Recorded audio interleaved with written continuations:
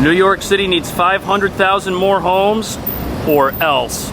The average monthly rent has jumped to a record high of nearly $5,600. The rent here is absolutely crazy. I mean, it's absolutely insane. Not sustainable for the city. Half of all city households cannot afford the cost of living. Everyone who comes here will get a cot, a lockbox to hold their things, and a QR code to scan in and out of the dorm. If we do not deal with this housing crisis, New York will no longer be a city for working people. We cannot let this happen. This is our mission, our moonshot. But will it work? Over the last year, the need for affordable housing here in New York City has exploded. And according to the mayor, our city declared a housing emergency 5 decades ago. And 5 decades later, the problem is worse than ever. And lately, things have gotten really bad. Yeah, the rent here is absolutely crazy. I mean, it's absolutely insane. And look, it's only getting higher. In fact, a new report by Douglas Elliman and Miller Samuel found that rents in Manhattan continued to skyrocket, with July seeing an average rental rate of nearly $5,600. Now, the mayor's plan is to commit $24 billion to fixing this. That's the most in New York City's history. And the goal is to create 500,000 new homes over the next decade. The affordable kind, not the unaffordable kind we're surrounded with. But critics are saying the mayor's plans are doomed to fail.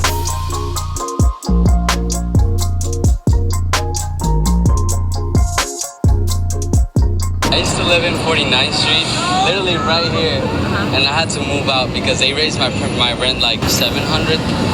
Yeah. $700. Yeah. Okay, Hell's Kitchen, that's the neighborhood we're in right now, and that guy was probably living in an affordable looking place like this one. But don't be deceived, even apartments in buildings like this go for thousands of dollars a month. And even though he might not be homeless now and probably found somewhere else to live, things are so expensive, the New York shelter population exceeds 100,000. Now yes, asylum seekers make up some of the total, about half. The New York City shelter system is 166 places. You've got hotels like the Roosevelt, which is also the asylum processing center, and mega sites like Randall's Island, which are supposed to be temporary and are able to house thousands of people. Also, an estimated 3,000 New Yorkers permanently live on the streets. But even New Yorkers who don't live on the streets are suffering. Inflation has destroyed people's savings and has eaten into their disposable income. Even at 7-Eleven, look at these prices. $4.79 for that tiny little bottle of 1% milk. $3.50 for the no-name water. And look at the Ben & Jerry's, that's insane, $10. And dollar pizza, it's now $1.50. And let's say you want to travel, well, the subway fares have gone up to $2.90 for a single ride, $34 for a week-long pass, and $132 for the monthly unlimited. And since mortgage rates are really high, people are kind of stuck renting. I cannot afford to buy. I've been looking a little bit. So expensive. The average long-term U.S. mortgage rate jumped more than 7%.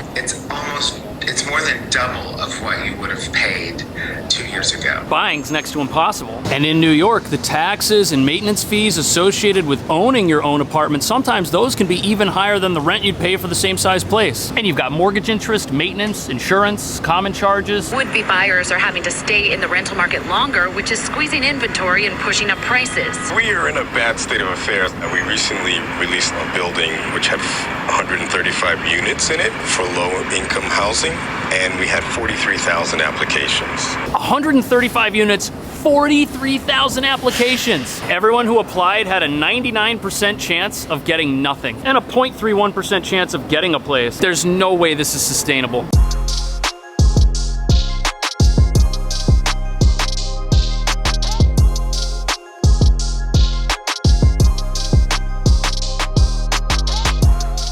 This is going to be a massive building. And the plan to build 500,000 affordable units, that's a great plan, but is it really achievable? Over the last 10 years, the city of New York was only able to create 200,000 new homes. So this is more than double the previous record. But the problem is New York's population increased by 800,000 people. And since something like this hasn't been done before, some people are saying it can't be done now. And right now, 8.5 million people live in New York City, and homes here are some of the most expensive in the world. And since since rents just keep going up and up and up and up and up, even if you can afford the rent this year, there's no guarantee you'll be able to afford it next year. When Weinberger received a rent increase notice from $1,833 to $2,500, she tried to negotiate, but her landlord refused. And that story's all too common. You have to move out because the landlord has somebody else who wants to move in at a higher price. And rents have gone up since then. Even if she got this place for 21, the same thing would have just happened a year later. It would have gone up again, and she may have had to move out a year after. And that means that anybody who's not in a rent-stabilized apartment is imminently in danger of being priced out of New York City completely,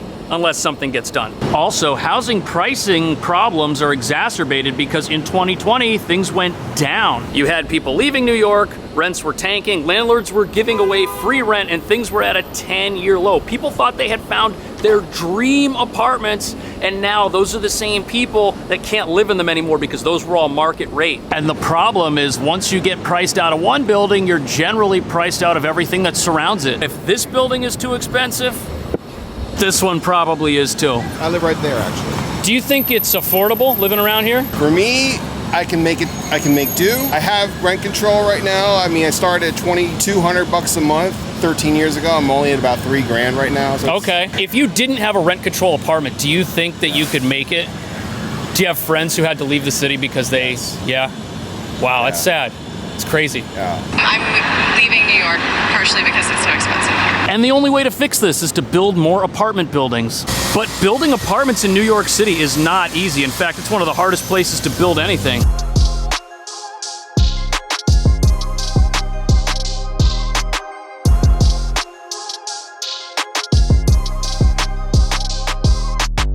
You know, this stack of papers, this is what it takes to get it done.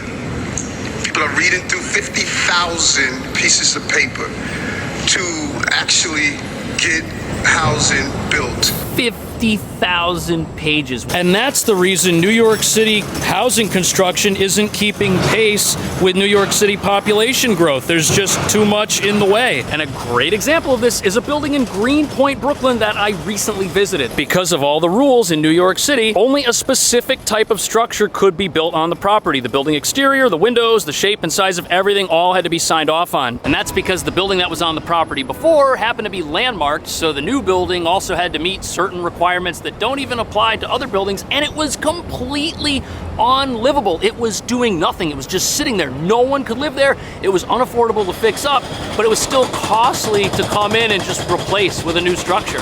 Which is why the mayor's new Get Stuff Built housing plan focuses on cutting red tape, 111 new ways to cut bureaucracy and make it easier to build new homes. What's interesting is the first regulation they mentioned working on is environmental, but everything here is concrete. There's not much environment left. If we enact all of 111 reforms, we cut the time in half for a project to get from environmental review to actually permitted with people in them, and we're saving about $2 billion.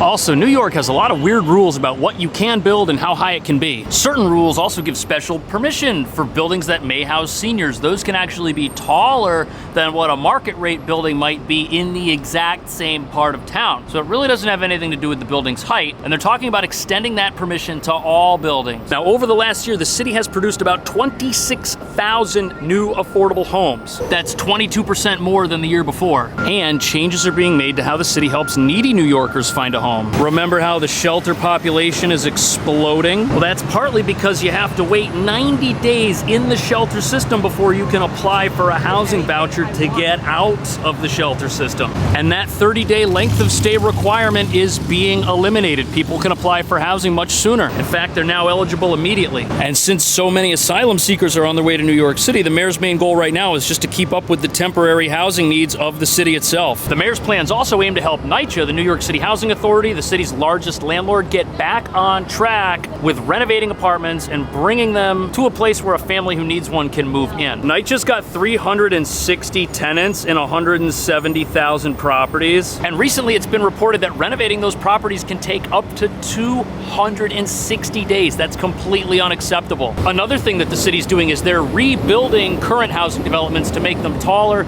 so that they can house more residents. And this will also fix a lot of the maintenance problems that have made NYC a landlord with a reputation that's not really that great. Also, the mayor has plans to help fund more construction of buildings like this with the help of private companies. This is 311 11th Avenue. It is a massive building. There's almost 1,000 units, but 235 of them are affordable housing units. If you're curious what the unaffordable ones rent for, I think we can all agree that that's not really affordable. This is the largest multifamily development in Manhattan, and you can qualify as a family of two on an annual income of $26,000 a year. Plus, as part of the development deal, the company who made this built a new fire station and a new EMS facility. And this type of property arrangement is probably how New York City is going to hit this goal of 500,000 homes. These private developers do a better job managing their properties than the city because you've got market rate tenants along with the affordable tenants, and they can't just let the whole thing fall apart or the people paying 10 grand a month are gonna move out. But the city is gonna need a lot more of these, and they're gonna need them fast. And if some of the figures for affordable housing victories include placing people with vouchers, that's not necessarily sustainable because programs like that only work based on the existing supply of apartments, not the future needed supply that doesn't exist yet, which makes it seem like the only practical solution is just to